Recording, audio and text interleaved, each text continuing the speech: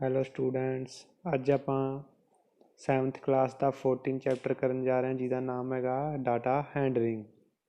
ਸੋ ਇਹਦੇ ਵਿੱਚ ਬੇਸਿਕਲੀ ਆਪਣੇ ਕੋਲ ਤਿੰਨ ਟਰਮਸ ਆ ਜਾਂਦੀਆਂ ਵਾ, ਮੀਨ, ਮੀਡੀਅਨ ਅਤੇ ਮੋਡ। ਸੋ ਅੱਜ ਆਪਾਂ ਇਹਦੇ ਵਿੱਚ ਸਿਰਫ ਮੀਨ ਦੀ ਗੱਲ ਕਰਾਂਗੇ।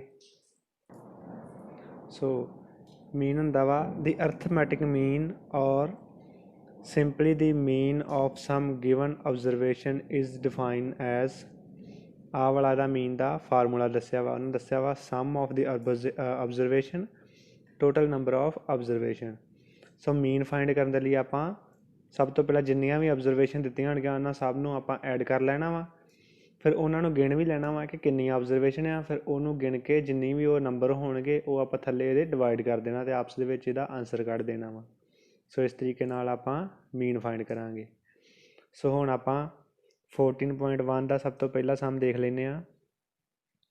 ਦੀ daily wages in rupees of 20 workers is a factory are given ਬਿਲੋ।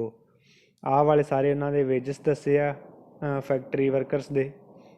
ਸੋ ਇਹ ਵਾਲੇ ਸਾਰੇ ਫੈਕਟਰੀ ਵਰਕਰਸ ਦੇ ਜਿਹੜੇ ਵੇਜਸ ਦੱਸੇ ਇਹਨਾਂ ਦਾ ਆਪਾਂ ਹੁਣ ਮੀਨ ਫਾਈਂਡ ਕਰਾਂਗੇ। ਸੋ ਮੀਨ ਫਾਈਂਡ ਕਰਨ ਦੇ ਲਈ ਸਭ ਤੋਂ ਪਹਿਲਾਂ ਦੱਸਿਆ ਵਾ ਕੀ ਕਰੋ, ਅਰੇਂਜ ਦੀ ਅਬਾਵ ਡਾਟਾ ਇਨ ਅਸੈਂਡਿੰਗ ਆਰਡਰ। ਸਭ ਤੋਂ ਪਹਿਲਾਂ ਇਹਨੂੰ ਅਸੈਂਡਿੰਗ ਆਰਡਰ ਦੇ ਵਿੱਚ ਆਪਾਂ ਇਹਨੂੰ ਲਿਖ ਲਾਂਗੇ ਸਾਰੇ ਡਾਟੇ ਨੂੰ। And prepare the frequency table, ਫਿਰ ਆਪਾਂ ਇਹਦਾ ਟੇਬਲ ਤਿਆਰ ਕਰਾਂਗੇ। ਸੋ ਇਹ ਹੁਣ ਦੱਸਦਾ ਮੈਂ ਤੁਹਾਨੂੰ ਕਿ ਕਿਸ ਤਰੀਕੇ ਨਾਲ ਆਪਾਂ ਕਰ ਸਕਦੇ ਹਾਂ। ਸੋ ਸਭ ਤੋਂ ਪਹਿਲਾਂ ਆਪਾਂ ਫਾਰਮੂਲਾ ਤਾਂ ਲਿਖ ਲਿਆ ਉੱਪਰ, ਮੀਨ ਦਾ ਇੱਕ ਹੁੰਦਾ sum of observation total number of observation divide ਦੇ ਵਿੱਚ ਲਿਖ ਦਿਆ, ਜਾਂ ਆਪਣੇ ਕੋਲ ਫਾਰਮੂਲਾ ਹੁੰਦਾ ਵਾ ਮੀਨ ਦਾ summation F X divide by summation F. F ਦਾ ਮਤਲਬ ਹੁੰਦਾ ਫ੍ਰੀਕੁਐਂਸੀ, ਐਕਸ ਦਾ ਮਤਲਬ ਹੁੰਦਾ ਵਾ ਕਿ ਜਿੰਨਾ ਉਹਨਾਂ ਨੇ ਆਪਾਂ ਨੂੰ ਡਾਟਾ ਜਿਹੜਾ ਗਿਵਨ ਦਿੱਤਾ ਹੋਵੇ ਉਹ ਆਪਾਂ ਐਕਸ ਮੰਨ ਦਿੰਦੇ ਹਾਂ। ਸੋ ਮੀਨ ਦਾ ਫਾਰਮੂਲਾ ਦਾ ਸਮੀਸ਼ਨ ਦਾ ਮਤਲਬ ਹੁੰਦਾ ਸਮ ਯਾਨੀ ਕਿ ਜਿਹੜਾ ਵੀ ਉਹਨਾਂ ਡਾਟਾ ਦਿੱਤਾ ਸਾਰੇ ਨੂੰ ਆਪਾਂ ਜੋੜ ਕਰਕੇ ਲਿਖ ਦੇਣਾ ਵਾ। ਸੋ ਇਹਦੇ ਵਿੱਚ ਸਭ ਤੋਂ ਪਹਿਲਾਂ ਅਰੇਂਜ ਇਨ ਆਰਡਰ, ਆਪਾਂ ਜਿਹੜੇ ਆਪਾਂ ਨੂੰ ਫਸਟ ਸਮ ਦਿੱਤਾ ਸੀ ਉਹਨੂੰ ਆਪਾਂ ਅਰੇਂਜ ਕਰ ਲਿਆ ਅਸੈਂਡਿੰਗ ਆਰਡਰ ਦੇ ਵਿੱਚ। ਜਿਹੜੇ ਛੋਟੇ ਸੀ ਉਹ ਸਭ ਤੋਂ ਪਹਿਲਾਂ ਲਿਖ ਲਏ, ਫਿਰ ਜਿਹੜੇ ਵੱਡੇ ਸੀ ਉਹ ਲਾਸਟ 'ਤੇ ਲਿਖ ਲਏ। ਇਸ ਤਰੀਕੇ ਨਾਲ ਫਿਰ ਇਹਦਾ ਟੇਬਲ ਤਿਆਰ ਕਰਨਾ ਸੀ। ਜਿਹੜੇ ਉਹਨਾਂ ਨੇ ਵੇਜਸ ਦੱਸੇ ਸੀ ਉਹ ਆਪਾਂ ਸਿੰਪਲੀ 1 ਕਰਕੇ ਲਿਖ ਲਏ। ਜਿਵੇਂ ਕਿ ਆਪਾਂ ਨੂੰ 130 ਲਿਖਿਆ, 130 ਦਾ 3 ਟਾਈਮ ਸੀ, ਆਪਾਂ ਇਹਨੂੰ ਸਿੰਪਲੀ ਇੱਕੋ ਵਾਰੀ ਲਿਖਿਆ। ਇਹ ਦੇਖ ਲੈਣਾ ਆਪਾਂ ਨੂੰ ਕਿ ਡਾਟੇ ਦੇ ਵਿੱਚ ਗਿਵਨ ਕੀ ਕੀ ਹੈ। 140, 150, 180 ਅਤੇ 200 ਦੱਸਿਆ ਸੀ, ਉਹ ਆਪਾਂ ਲਿਖ ਲਏ ਇੱਧਰ, ਜਿਨ੍ਹਾਂ ਨੂੰ ਆਪਾਂ ਐਕਸ ਮੰਨ ਲਿਆ।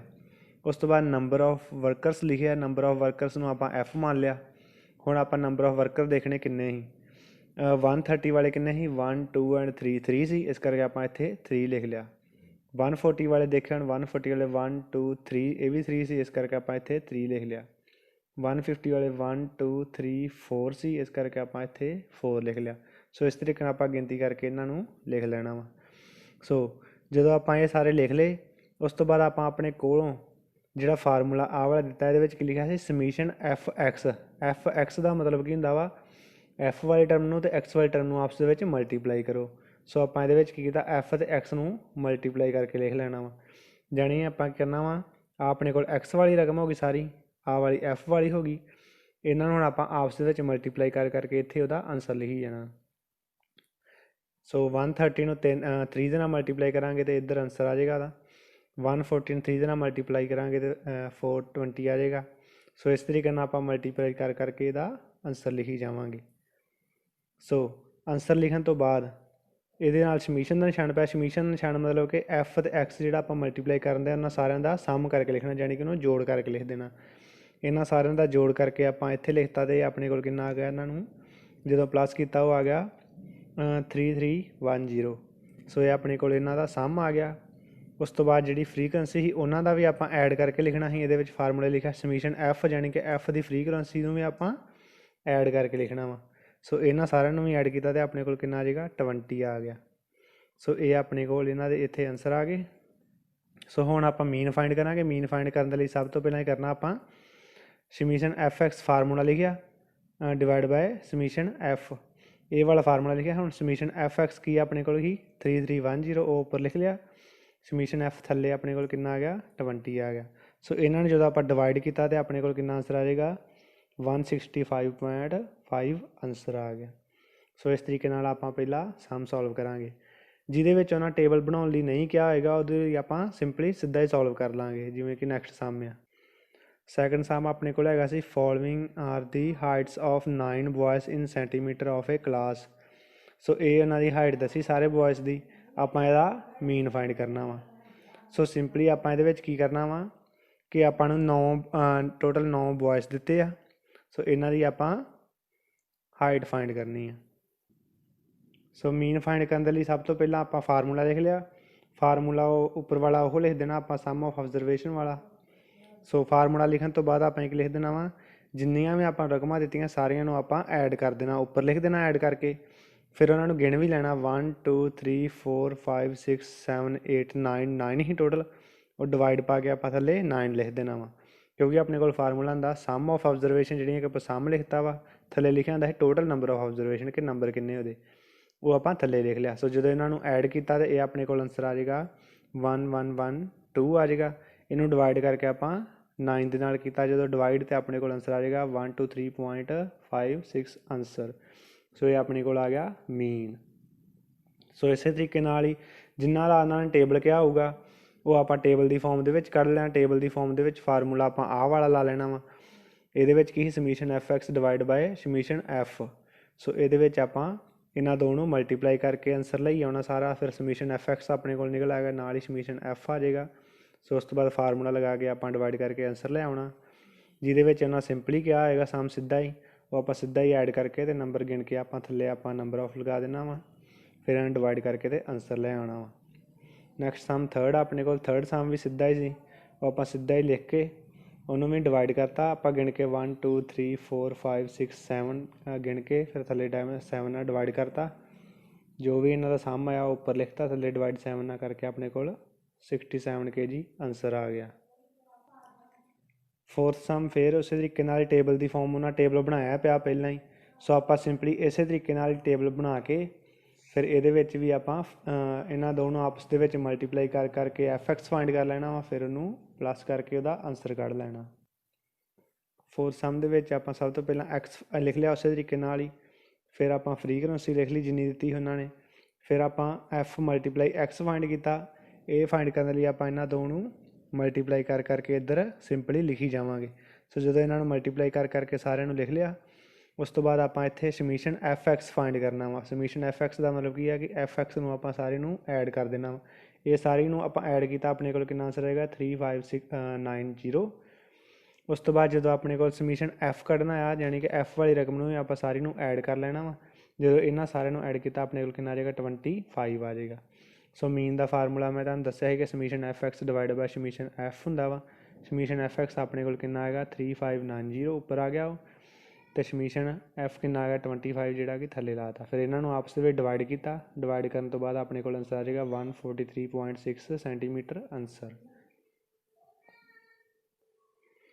ਨੈਕਸਟ ਫੋਰਥ ਸਮ ਆ, ਉਹ ਵੀ ਸਿੰਪਲੀ 1 ਲਾਈਨ ਦੇ ਵਿੱਚ ਦਿੱਤਾ ਉਹਨਾਂ ਨੇ ਕੁਐਸਚਨ, ਅਤੇ ਉਹਨਾਂ ਨੇ ਟੋਟਲ ਦੱਸੇ ਵੀ ਆ ਕਿ 30 ਵੀਕਸ ਆ।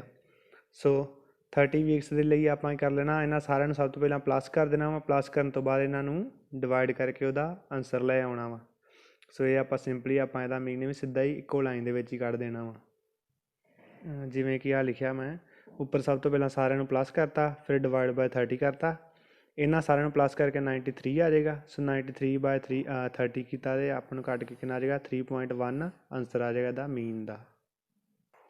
ਸੋ ਨੈਕਸਟ 6 ਸਮ ਆਪਣੇ ਕੋਲ ਹੈਗਾ ਵਾ find the mean of first 5 natural numbers.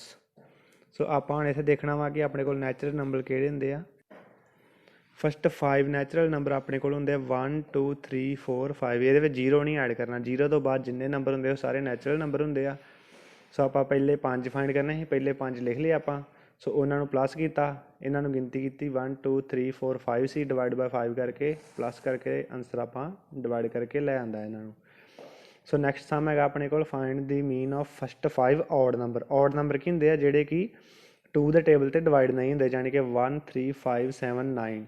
ਸੋ ਪਹਿਲੇ 5 ਗਏ ਨਾ, ਪਹਿਲੇ 5 ਲਿਖ ਲਏ। ਇਹਨਾਂ ਨੂੰ ਵੀ ਉਂਝ ਸਿੰਪਲੀ ਪਲੱਸ ਕਰਕੇ ਡਿਵਾਈਡ ਬਾਈ 5 ਕਰ ਦੇਣਾ ਆਪਾਂ। ਪਲੱਸ ਕਰਕੇ ਇਹਦਾ 25 ਆ ਗਿਆ। ਸੋ ਇਹਨਾਂ ਨੇ ਜਦੋਂ ਡਿਵਾਈਡ ਕੀਤਾ ਆਪਣੇ ਕੋਲ ਕਿੰਨਾ ਆ ਜਾਏਗਾ 5 ਆਨਸਰ ਆ ਜਾਏਗਾ। ਨੈਕਸਟ ਸਮ ਹੈਗਾ ਇਹਨਾਂ ਨੇ ਕਿਹਾ ਸੀ ਆਪਾਂ ਨੂੰ 6 ਦਾ third part find the mean of first 6 even natural number, ਯਾਨੀ ਕਿ ਉਹ ਈਵਨ ਨੰਬਰ ਵੀ ਹੋਣ ਅਤੇ ਨੈਚੁਰਲ ਨੰਬਰ ਵੀ ਹੋਣ। ਸੋ ਨੈਚੁਰਲ ਨੰਬਰ ਦੇ ਵਿੱਚ ਕੀ ਹੁੰਦਾ ਵਾ ਕਿ ਆਪਾਂ 0 ਨਹੀਂ ਲੈ ਕੇ ਆਉਣਾ। ਸੋ ਆਪਾਂ 6 ਈਵਨ ਨੰਬਰ ਲੈਣੇ, ਈਵਨ ਨੰਬਰ ਜਿਹੜੇ ਹੁੰਦੇ ਉਹ 2 ਦੇ ਉੱਪਰ ਡਿਵਾਈਡ ਹੋ ਜਾਂਦੇ। ਸੋ ਆਪਾਂ ਸਿੰਪਲੀ 2 ਦਾ ਟੇਬਲ ਹੀ ਲਿਖ ਦਾਂਗੇ 2 4 6 8 10 12 6 ਕਹੇ 6 ਲਿਖਤੇ।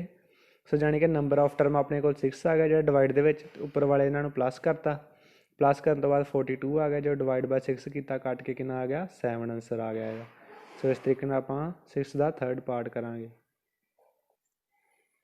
ਸੋ 6 ਦਾ ਫੋਰਥ ਪਾਰਟ ਹੈਗਾ ਫਾਈਂਡ ਦੀ 4 ਪ੍ਰਾਈਮ ਨੰਬਰਸ।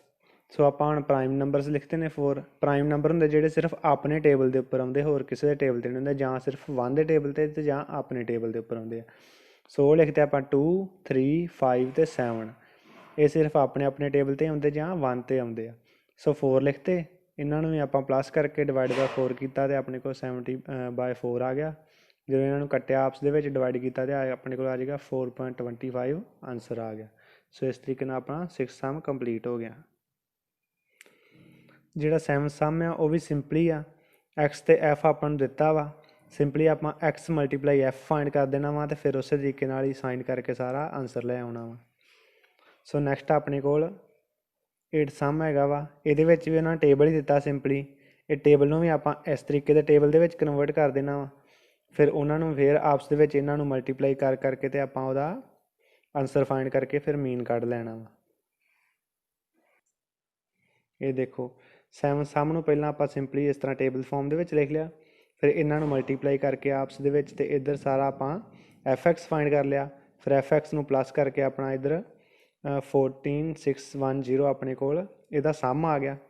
ਸੋ ਸਮੀਸ਼ਨ ਐਫ ਕੱਢ ਲਿਆ ਆਪਾਂ, ਜਦੋਂ ਇਹਨਾਂ ਨੂੰ ਪਲੱਸ ਕੀਤਾ ਆਪਣੇ ਕੋਲ 100 ਆ ਗਿਆ।